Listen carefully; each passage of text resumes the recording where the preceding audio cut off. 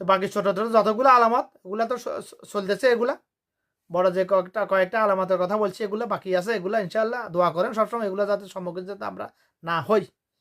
কারণ পৃথিবীতে যত ফেতনা আছে, এর পৃথিবীতে সবচেয়ে বড় ফেতনা হলো দজ্জালের ফেতনা।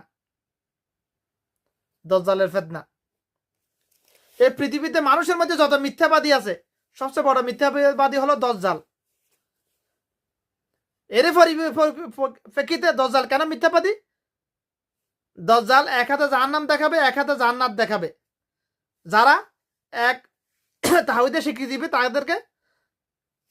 তাদেরকে বলবে তোদেরকে জাহান্নামে ফেলে দিতেছি, অথচ যেটা জাহান্নাম দেখাবে ওটা হচ্ছে জান্নাত, যেটা জান্নাত ওটা হলো জাহান্নাম।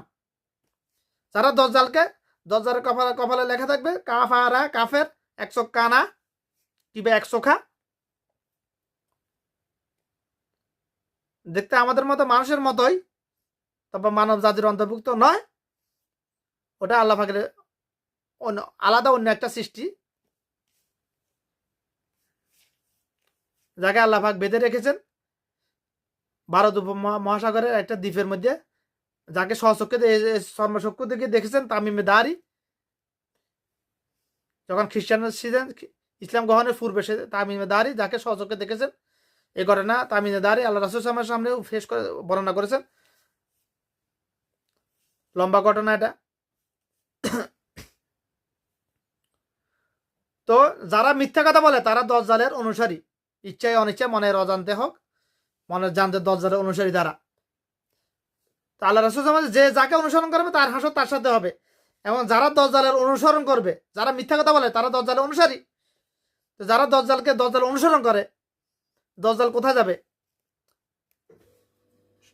সর্বোচ্চ বড় মাপের মিথ্যাবাদী হলো দজ্জাল, তারপরে হচ্ছে শয়তান।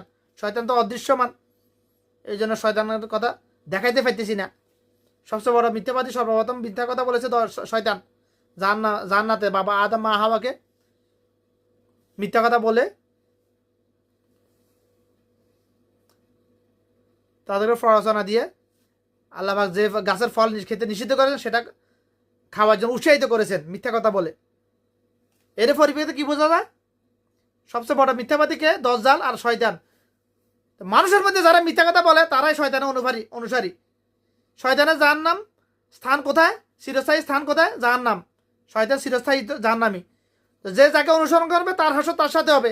এবং যারা শয়তান অনুসরণ করে অর্থাৎ যারা মিথ্যা কথা বলে